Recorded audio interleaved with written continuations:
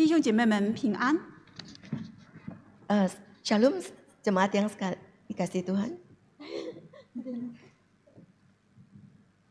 无论是在这里面的，还是在家中的弟兄姐妹们，愿神赐福大家。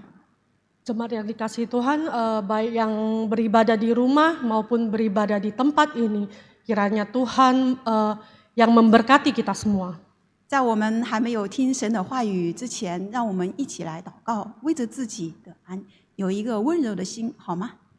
Sebelum kita mendengarkan firman Tuhan, mari kita berdoa agar Roh Kudus memberi kita hati yang lembut.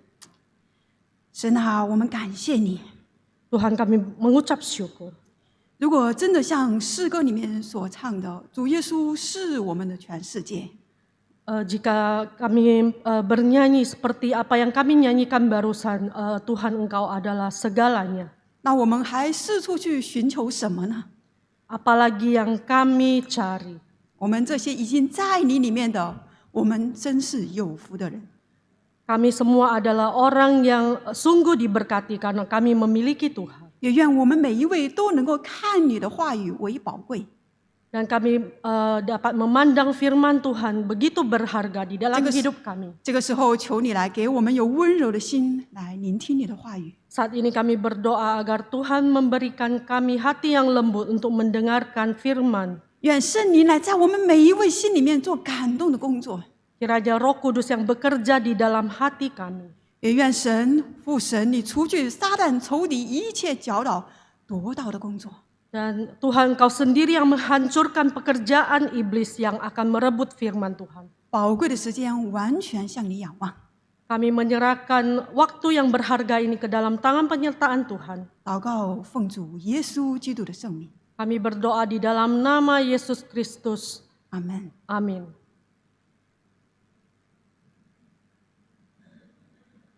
这2天是开斋节， 2 hari ini adalah hari perayaan Idul Fitri. 我喜欢称它为印尼新年。 Saya suka menyebutnya sebagai hari raya bagi bangsa Indonesia. 真的跟中国的春节、新年很像哈。 Ini sama seperti perayaan Imlek bagi orang Tionghoa. 今天早上的时候，路上已经没有什么车，没有什么人了。 Pagi hari ini ketika kita melewati jalan, jalanan udah agak sepi, sedikit mobil. 前天晚上非常的热闹，一直整个的通宵，我听大概是这样。 Malam sebelumnya, yaitu malam sebelum Lebaran, begitu meriah. 那昨天晚上非常的安静， Dan kemarin begitu sepi, sunyi. 今天早上我在路上走，哇，好像没有什么人。 Hari ini saya melewati jalan dan saya menemukan bahwa jalanan sudah sepi. 那这是全世界的穆斯林庆祝斋月结束的日子。 Idul Fitri adalah hari di mana umat Muslim merayakan akhir dari Ramadan. 那开斋节的时候呢，他们一般很早的时候就起床了。 Pada saat Ramadan, orang Muslim akan bangun pagi. 早上祷告之后呢，就可以吃一些东西， Setelah mereka beribadah, maka mereka boleh makan. 然后就到附近的清真寺里面，他们有他们的这个崇拜活动啊。 Lalu mereka akan pergi ke masjid terdekat melakukan aktivitas dan kegiatannya. 他们在这一天，这2天，特别是昨天啊，他们会穿着这个喜气洋洋、很节日的衣服。 Dan pada saat Lebaran atau pada saat Idul Fitri, orang Muslim akan mengenakan pakaian yang baik, pakaian yang bagus dan merayakannya dengan meriah. 他们还会拜亲访友啦，然后去串门啦。 Mereka juga akan mengunjungi kerabatnya dan bersirahturami. 他们还会在这个期间呢，彼此互相道歉跟饶恕。 Dan pada saat ini mereka juga mengambil kesempatan untuk bermaaf-maafan. 这样就是在这个节日里面，它可以消除彼此之间过去的一些的恩怨啊、矛盾啊、误解了。 Jadi pada saat Lebaran mereka akan saling bermaafkan untuk menghilangkan kesalahpahaman dan kontradiksi yang ada di antara mereka. 那这种的精神，它也会延伸到慈善事业上。Semangat solidaritas ini akan meluas sampai melakukan perbuatan amal. 所以他们很多人会在这个节日当中呢，他们会捐赠很多的食物或者是金钱给那些有需要的人。 Maka pada saat ini mereka juga akan melakukan aktivitas untuk memberikan sumbangan, memberikan makanan kepada orang yang membutuhkan. 这个节日提醒他们在这些穆斯林啊，他们在这个生活当中应该有这个宽恕、饶恕的这样的态度。 Pada saat Lebaran ini, umat Islam akan menjaga sikap toleransi dan saling memaafkan. 听起来他们做的是不是很不错？ Kalau kedengarannya apa yang mereka lakukan itu sangat baik. 那么我们作为神的儿女，我们怎么样呢？ Lalu sebagai anak Tuhan dan umat Kristiani, apakah toleransi dan pengampunan kita terhadap orang lain itu sama? 我们对人的饶恕、宽容也是类似这样的吗？ Apakah toleransi dan pengampunan kita terhadap orang lain juga sama? 有没有什么不同呢？ Apa yang menjadi perbedaannya? 那么今天就让我们聚焦一处的经文，一个主题。 hari 对不 ini 起，在以弗所书4章32节。 Hari ini mari kita fokus pada tema firman kita, yaitu maaf, yang terambil dari kitab Efesus 4 ayat 32. 那我们打开圣经好吗？以弗所书第4章32节，只有一节的经文。 Mari kita membuka Alkitab bersama-sama dari Efesus 4 ayat 32, kita mau membacanya. 这也是我们听了很多遍的，我们也有甚至是会背的一节经文。 Ini 很重要。 adalah ini adalah ayat yang sering kita dengar dan mungkin kita dapat menghafalnya. 以弗所书4章32节，并要以恩慈相待，存怜悯的心，彼此饶恕，正如神在基督里饶恕了你们一样。 Efesus 4 ayat 32, tetapi hendaklah kamu ramah seorang terhadap yang lain, penuh kasih mesra dan saling mengampuni, sebagaimana Allah di dalam Kristus telah mengampuni kamu. 那以弗所书呢，它是使徒保罗在大约公元60年左右写的。 Kitab Efesus ditulis oleh Rasul Paulus kepada gereja dan orang-orang percaya di Efesus sekitar tahun 60 Masehi. 当然，我们认为它是写给在以弗所的信徒，还有各处的弟兄姐妹们的。 Rasul Paulus menuliskan kitab Efesus di penjara Romawi. 当他写这封书信的时候，那个时候他在罗马的监狱里面。 Pada saat Rasul Paulus menulis kitab ini, Rasul Paulus sedang di penjara di gereja Romawi. 他曾经服侍在以弗所的教会。 Rasul Paulus pernah melayani di gereja di Efesus 并且跟他们的关系非常的密切。 dan memiliki hubungan yang sangat erat dengan jemaat. 那他写这封书信不是像平常的书信对付教会里面的异端啦，或者是处理各种的问题。 Rasul Paulus menulis surat ini bukan untuk menangani ajaran sesat atau menangani masalah di gereja, 他写这封书信就是要兼顾弟兄姐妹们的信仰。 tetapi Rasul Paulus menulis kitab ini untuk memperkuat iman saudara-saudari.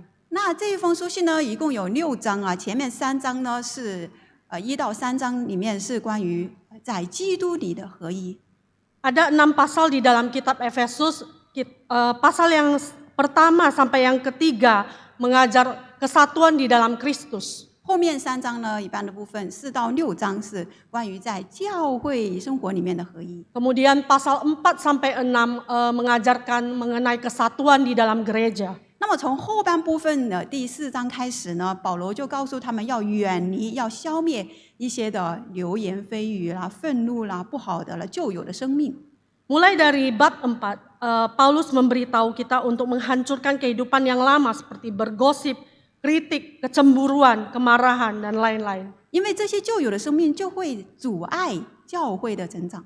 Karena sikap kehidupan lama seperti ini akan menghalangi kesatuan gereja. 保罗说，如果我们是真的是在基督里面跟神联合呢，那么我们对待弟兄姐妹们就像跟家人一样。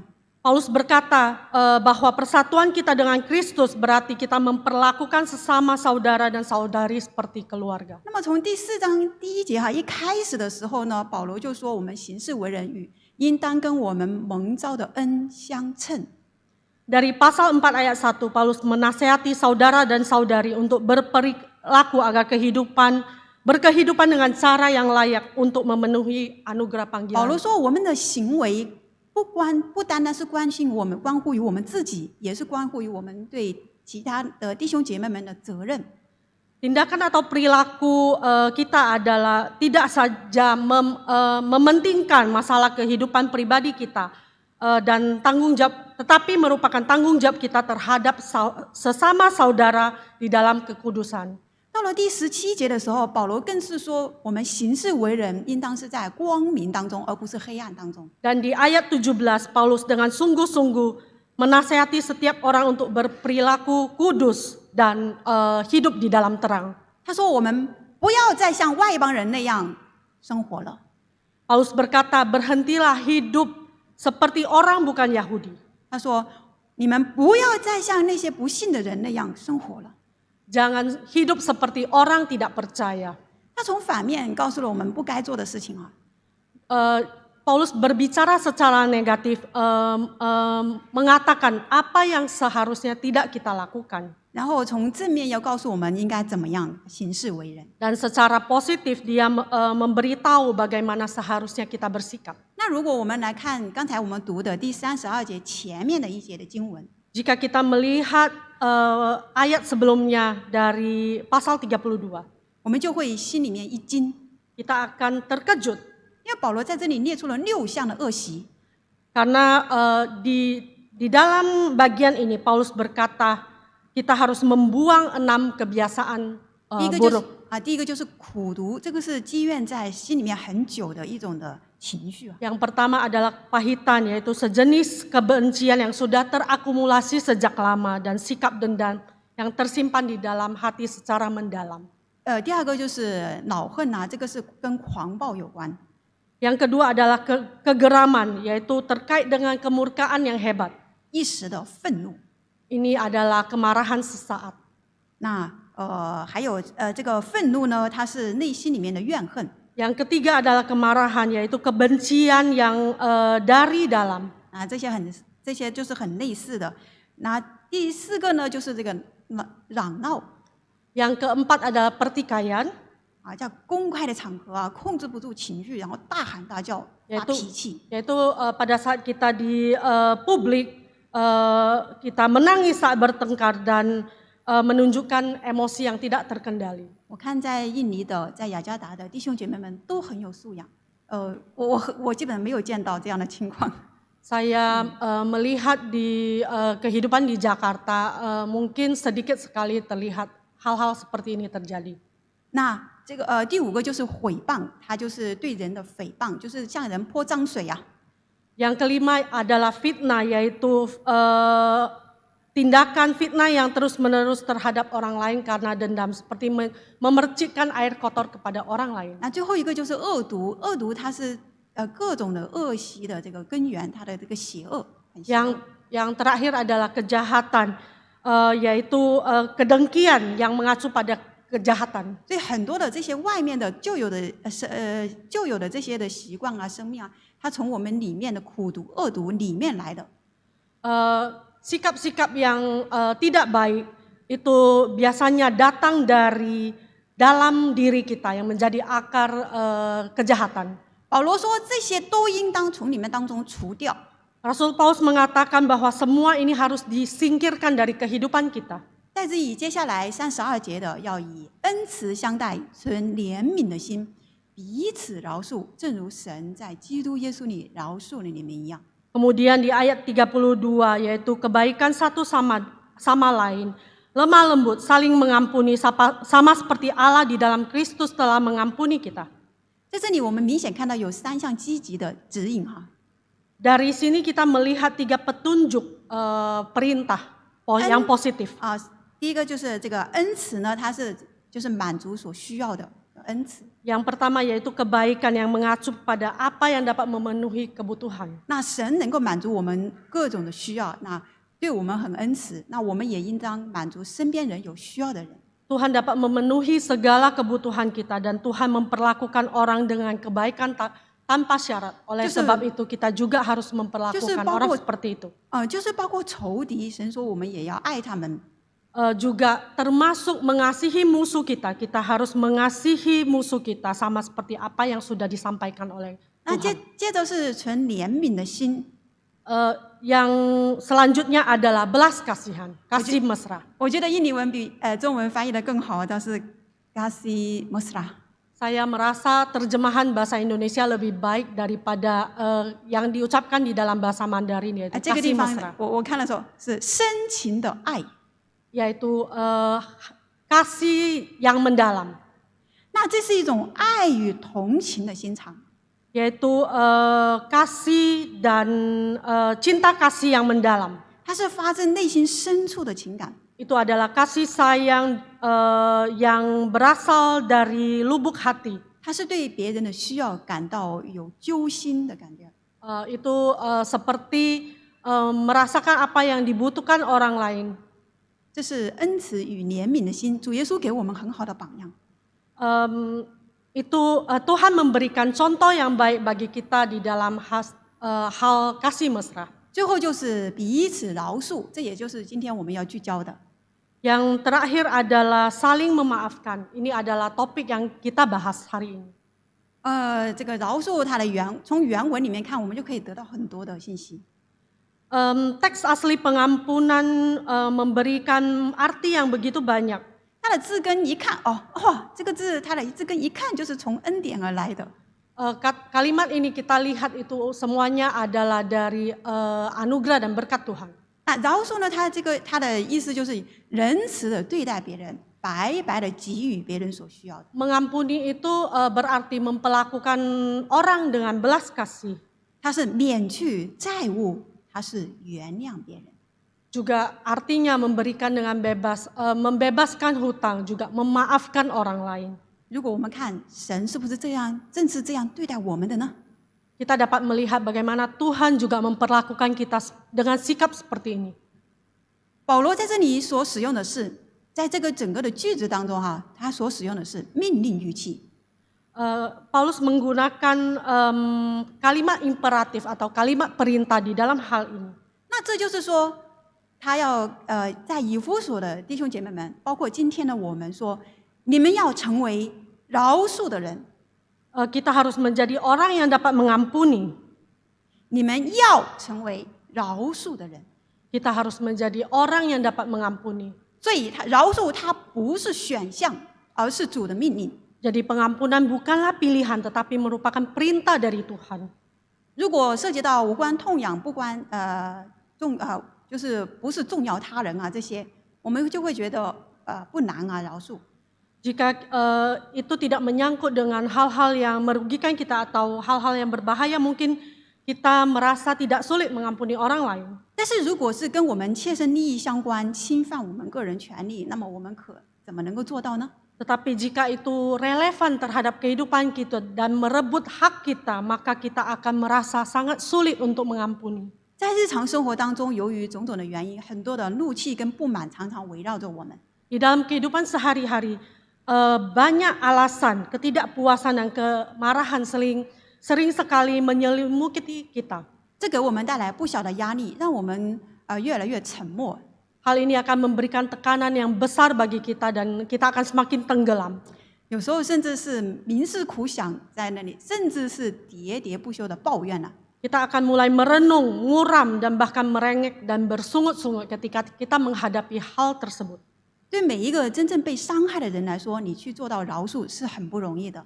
Memaafkan bukan hal yang gampang buat siapapun yang merasa tersakiti. 在一些特殊的情况下，饶恕几乎是不可能。 Dalam hal-hal tertentu, situasi tertentu, mengampuni itu sesuatu yang mustahil. 因此，有时候我们会听到，或者是我们自己会这样问说，为什么饶恕这么难呢？ Biasanya kita akan bertanya dengan pedih, mengapa begitu sulit untuk mengampuni orang lain?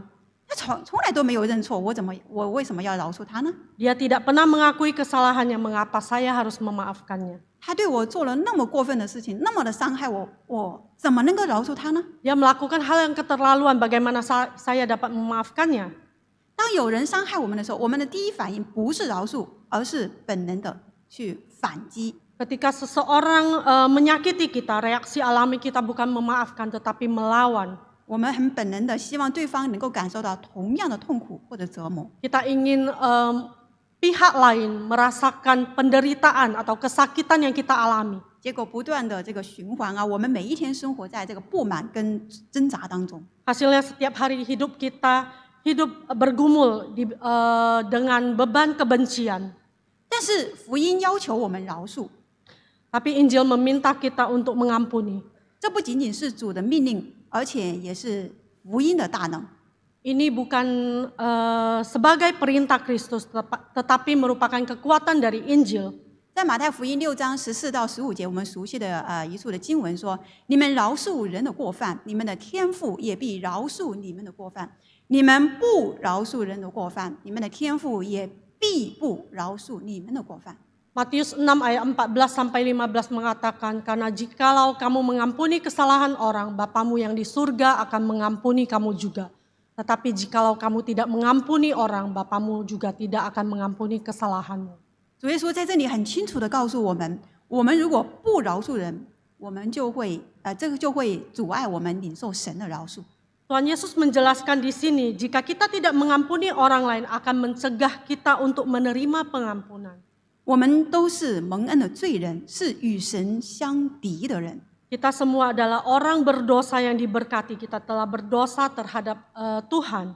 我们都知道，神却在基督里面饶恕了我们，洁净了我们。 Kita tahu bahwa Allah telah mengampuni kita dengan cuma-cuma mengampuni kita di dalam Kristus Yesus. 他是白白的赐下救恩，白白的赦免我们的罪。 Tuhan Yesus telah mengampuni dosa kita dengan cuma-cuma. Tuhan mendamaikan hidup kita, mengampuni kita. 借着他的爱子在十字架上所流的宝血，我们才可以跟神和好。 Kita diperdamaikan oleh kasih Kristus melalui kematian Tuhan Yesus di kayu salib. 在罗马书5章8节10节说：“唯有基督在我们还做罪人的时候为我们死了，神的爱就在此向我们显明了。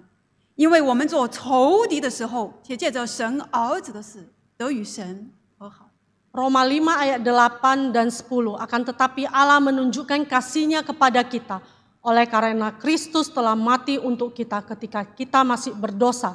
Sebab jikalau kita masih seteru diperdamaikan dengan Allah oleh diperdamaikan. 那我们的神既然是如此的恩待我们，那么我们不应该如此恩慈的、怜悯的饶恕对方吗？ Karena Tuhan telah memperlakukan kita dengan sangat baik, bukankah seharusnya kita memperlakukan orang-orang di sekitar kita dengan kebaikan juga?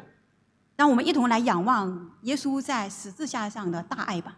Mari kita memandang kepada kasih yang besar dari Tuhan Yesus. 当然，在不信主的人当中，我们也能够听到或者看到饶恕啊、谅解。 Tentu saja kita dapat melihat saling pengertian, saling mengampuni di antara orang-orang kafir. 那如果一个不信还没有信主的人啊，他们就能够有宽广的胸怀，原谅别人，这实在是一种美德。 Seseorang yang tidak percaya kepada Tuhan dapat memiliki pikiran yang luas dan tidak menyimpan dendam. Bagaimanapun itu adalah kebajikan. 但是如果我们的这个饶恕不是因福音的缘故的话，我们仍然是脆弱的，是有底线的。 Tetapi jika kita tidak mengampuni karena Injil, pengampunan seperti itu masih ada batasnya. 那俗话说事不过三， Ada perkataan yang menyebutkan bahwa tidak melakukan hal yang sama 3 kali berturut-turut. 超过了一定的限度啊，人心就受不了了。 Jika kita melakukan sesuatu melebihi 3 kali berturut-turut, maka hati manusia akan tidak akan tahan. 超过一定的强度，人可能就要崩溃了。 Jika kita mengalami sesuatu tekanan yang besar dan hati manusia akan hancur. 就好像我们听见有人说：“好，我原谅你，但是这是最后一次。” Seperti kita mendengar orang lain berkata, baiklah saya akan mengampunimu, saya akan memaafkanmu, tetapi ini adalah yang terakhir kalinya. 不要再惹我了，我是有底线的。 Jangan menyakitiku lagi, karena aku ada batasnya. 一些的社交媒体似乎也传达这样类似的观念。 Di dalam relasi hubungan relasi juga diceritakan hal seperti ini ada batasnya. 没有底线的原谅，就会有没有底线的伤害。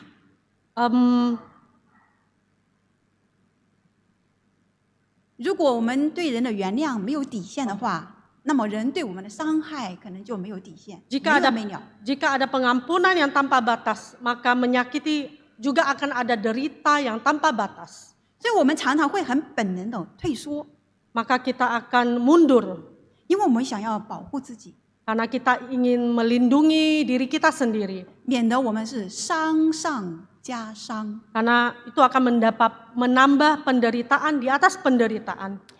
那么我们作为神的儿女，作为基督徒，我们的饶恕也是有底线的吗？ Apakah kita sebagai umat Tuhan, umat Kristiani, pengampunan kita juga ada batasnya? 如果我们从原文的时态来看，再一次来看饶恕这个词哈， Jika kita melihat dari bahasa aslinya, 那我们就会发现饶恕它是持续性的，它是主动性的。 pengampunan adalah kata kerja. 也就是说，我们是持续的饶恕他人，而且我们是很主动的愿意去原谅他。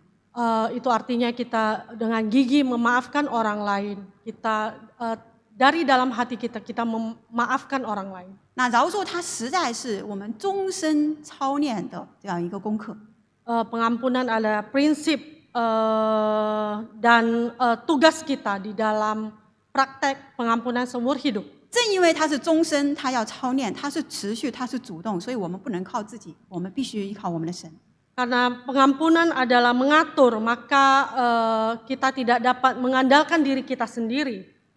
那这让我想起来了，在马太福音第18章里面的一个故事哈。 Saya mengingat ada cerita di kitab Matius ayat 18. 在那里呢，彼得来问耶稣，关于饶恕人呢，是7次就够了呢，还是怎么样？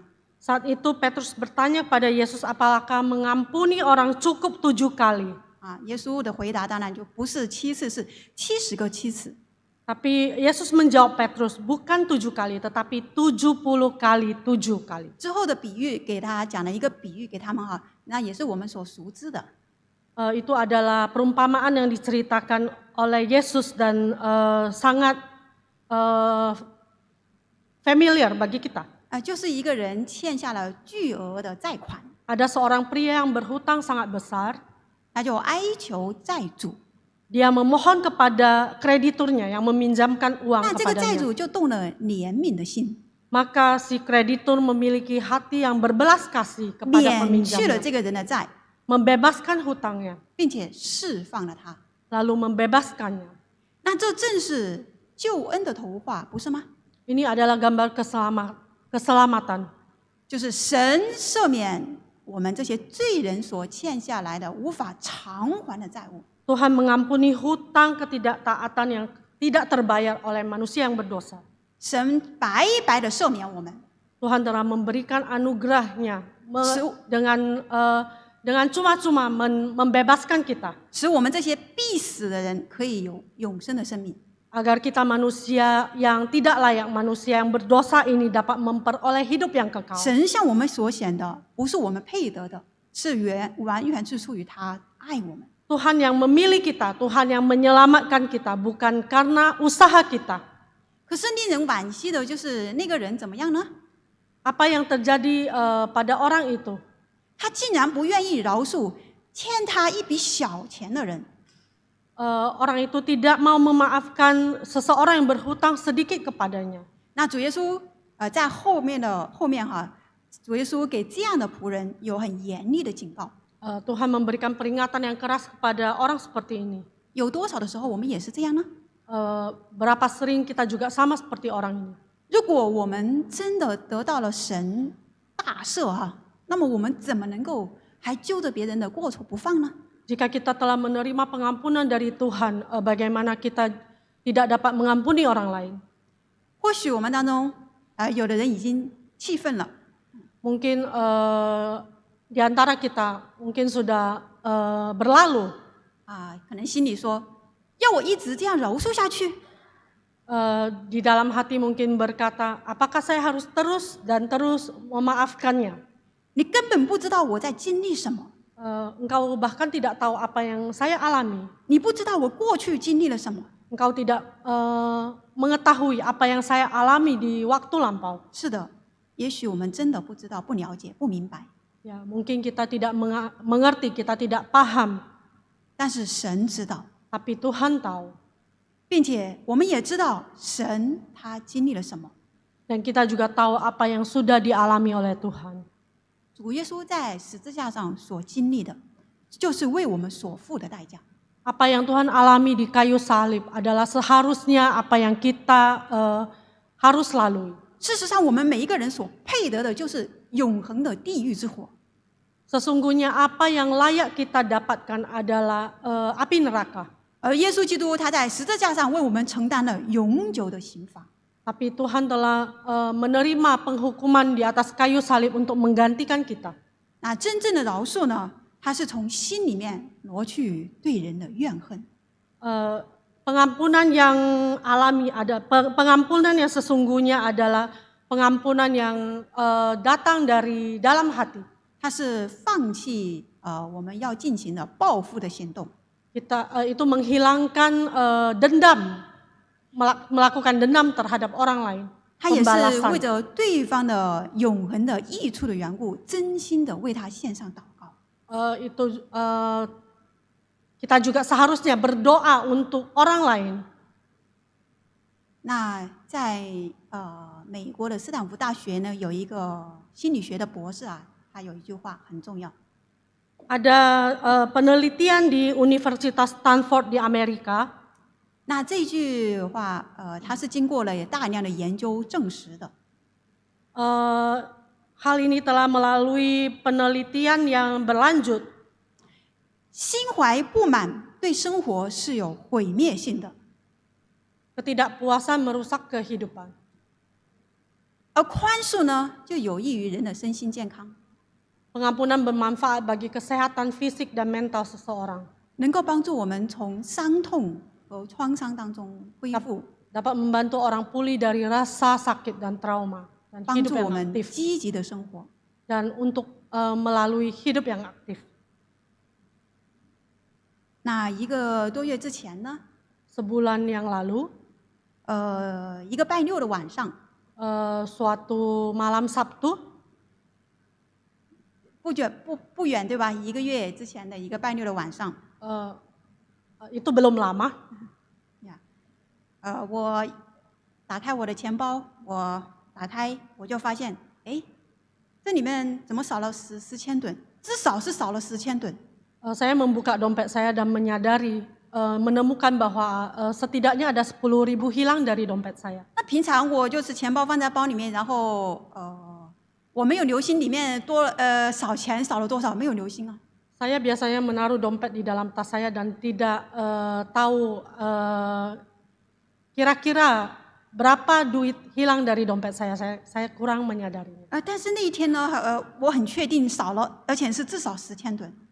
Tapi pada hari itu saya sangat yakin bahwa ada uang 10.000 hilang dari dompet saya. 因为我要预备第2天孩子们上主日学所需要的东西。 Karena saya mau menyiapkan barang-barang untuk anak-anak pergi ke sekolah 平 minggu. 常我都会提前2-3天预备。 Biasanya saya akan mempersiapkan 1 atau 2 hari sebelumnya. 那2天我又没有买什么东西，怎么会少了呢？ Pada saat itu saya tidak membeli barang apapun, kok bisa hilang? 那个时候2个孩子已经睡了，我就不好再叫醒他们。 Pada malam itu kedua anak saya sudah tertidur dan saya tidak ingin membangunkan mereka. 当然我大概知道，基本知道啊是谁拿了， Tapi saya kira-kira tahu siapa yang mengambil uang itu. 就是我的女儿。 Itu putri saya. 那我知道拿父母的钱这件事情啊，并不少见，因为我小时候也干过几回。 Saya tahu kejadian mengambil uang dari orang tua itu tidak jarang karena sewaktu kecil saya juga melakukannya 2-3 kali. 所以对我来说，饶恕他并不难。 Jadi buat saya mengampuni putri saya itu bukan sesuatu hal yang sulit. 可是我要怎么样处理这件事情，使它成为祝福，而不是拦阻呢？ Tapi bagaimana saya harus menangani hal ini sehingga ini akan menjadi berkat di dalam hidup putri saya bukan menjadi penghalang. 那个晚上我很久不能够睡，我一直在反思，是不是我平时对我的女儿也有点苛刻。 Malam itu saya susah tidur. Saya berpikir apakah saya terlalu keras terhadap putri saya. 我也祷告神给我智慧来好好的引导我的女儿。 Saya juga berdoa agar Tuhan memberi hikmat untuk membimbing putri saya. 第二天主日一早呢，我就对她说，对我的女儿说：“哎，佳印，我们家好像来贼了。” Pada hari minggu berikutnya saya berkata kepada putri saya, Jayen, mungkin ada pencuri masuk ke dalam rumah kita. 她听了立马清醒过来， Jayen mendengarnya dan dia langsung sadar. 然后我说，因为妈妈发现钱包里面少了至少1000盾，以前可能也有少，但是我没有留心。 Karena mama menyadari bahwa ada uang 10.000 hilang dari dompet saya. Mungkin sebelum-sebelumnya juga ada kejadian seperti ini, tapi saat itu mama tidak menyadarinya. 那今天跟明天呢，这2天你要问一问保姆啊，还有弟弟啊，还有你的朋友，看是谁拿了。 Hari ini dan besok kamu boleh coba tanya kepada pengasuh atau adikmu atau temanmu, mungkin ada yang mengambilnya. 那你问他们，如果他们认错还回来就 OK 了。 Jika ada yang mengambilnya dan mengakui kesalahannya, semuanya akan baik-baik saja. 但是如果到了第3天还没有任何的动静反应，妈妈如果查到了是谁，那么就好好管教了。 Jika pada hari yang ketiga tidak ada hasilnya dan jika mama menemukan siapa yang mengambilnya, maka mama akan bertindak. 说完了这些呢，我就去教会了。但心里面一路上一直在为我的女儿祷告。 Setelah saya mengatakan hal itu kepada putri saya lalu berangkat ke gereja dan tetapi hati saya terus berdoa untuk putri saya. 其实在接下来的2天并没有发生什么，好像平常一样。 2 hari berikutnya tidak terjadi apa-apa, semuanya seperti biasa-biasa saja. 可奇怪的就是我的女儿突然她发烧了2天，低烧。 Yang aneh adalah 2 hari itu putri saya demam dan demam tidak terlalu tinggi. 她既没有感冒，也不是病毒感染， Putri saya tidak flu juga tidak terinfeksi oleh virus. 她就是觉得头晕还有想吐。 Putri saya hanya merasa pusing dan mual. 我就想她可能缺乏睡眠，让她多休息。 Saya kira mungkin dia kurang tidur dan harus banyak istirahat. 那到了第3天，当我到了办公室，到中午的时候， Pada hari yang ketiga ketika saya sudah sampai di kantor dan di siang hari, 我的女儿就发信息给我，她说：“妈妈，对不起，我拿了你的钱。” Mama, maaf, saya mengambil uangmu. 我立刻回应：“妈妈原谅你。” Saya langsung membalas putri saya, Mama sudah memaafkanmu. 因为我知道，说对不起，而且是在这个时候说对不起，对她来说，为这件事情说对不起，对她来说不容易。 Karena saya berpikir putri saya berkata maaf kepada saya pada saat ini itu hal yang tidak mudah baginya. 我为此感恩，并且是鼓励她，做得很好，能够勇敢地说对不起。 Saya merasa bersyukur dan saya mendukungnya, juga memberikan support kepadanya. Kamu telah melakukan hal yang baik. 并且告诉她以后不要再这样了。 Dan berkata kepadanya, lain kali jangan lakukan ini lagi. 回到家之后，我再详细地问她之前之后心里面的感受。 Ketika saya sampai di rumah, saya bertanya kepada putri saya apa yang dia rasakan sebelum dan sesudah dia mengaku. 她就说：“我现在舒服多了，因为我再也不用担心妈妈发现了。” Saya sekarang sangat lega karena saya tidak harus khawatir Mama akan menemukan saya melakukan hal ini. 她说：“好像心里面压着的一块石头终于落地了。” Seperti sebongkah batu di dalam hati yang sudah lepas.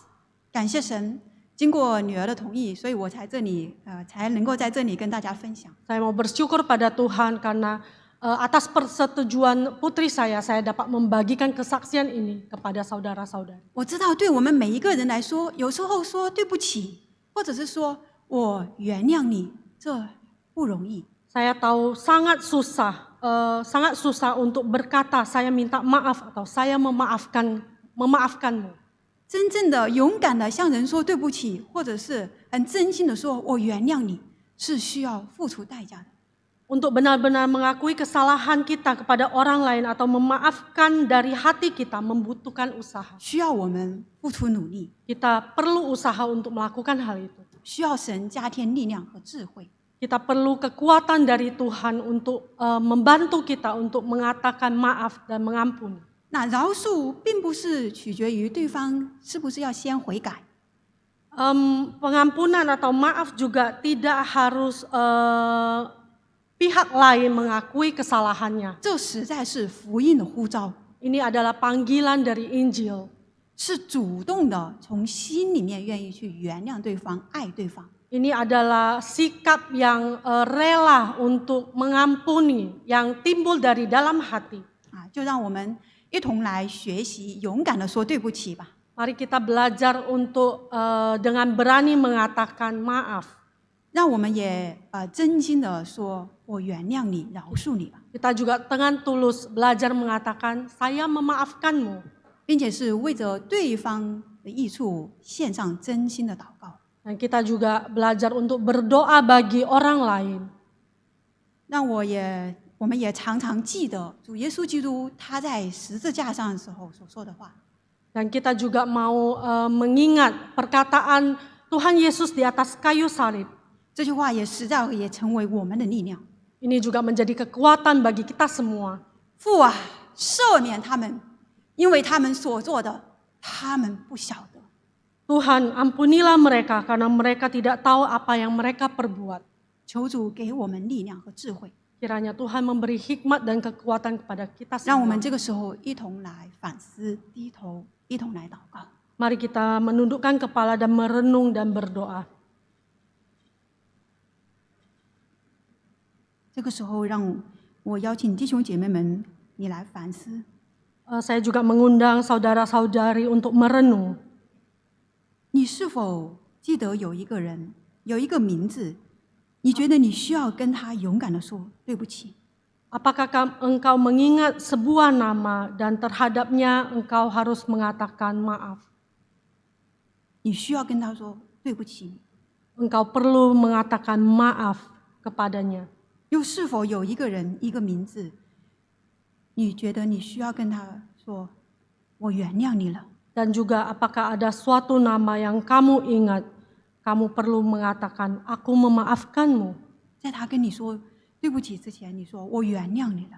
Sebelum dia mengatakan maaf kepadamu, kamu telah mengatakan 你 saya 心里已 memaafkanmu. 经，你心里已经原谅他了，并且愿意为他祷告。 Hatimu telah memaafkan dia dan kamu bersedia untuk berdoa baginya. 如果有这样的名字，有这样的人， Jika ada nama seperti itu, 我鼓励弟兄姐妹们这个时候来为他祷告， saya memberikan dukungan kepada engkau untuk berdoa baginya. 也为我们自己祷告。 Juga berdoa pribadi bagi kita sendiri. 我们祷告。 Mari kita berdoa.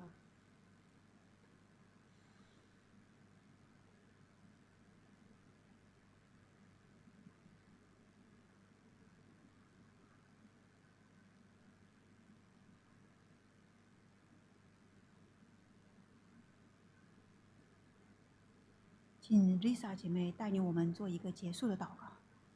Mari kita masuk di dalam doa. Terima kasih Tuhan atas firman-Mu yang Engkau berikan kepada kami.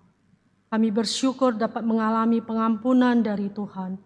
Dan kami mau terus mengandalkan Tuhan untuk belajar mengatakan maaf dengan berani dan juga mengampuni sesama kami. Kiranya apa yang Engkau firmankan bisa kami tanam di dalam hati kami masing-masing. Dan kuatkan kami untuk melakukan apa yang Engkau firmankan sesuai dengan kehendak-Mu. Biarlah perkataan-Mu menyegarkan jiwa kami, menghidupkan hati yang lemah dan lesu, dan membangkitkan harapan dan kasih. Berkatilah hidup kami agar kami dapat berkesempatan mendengarkan firman-Mu kembali. Di dalam nama Tuhan Yesus Kristus kami berdoa dan mengucap syukur. Amin. 感谢神，愿神赐福我们每一位。 Kiranya Tuhan memberkati kita semua.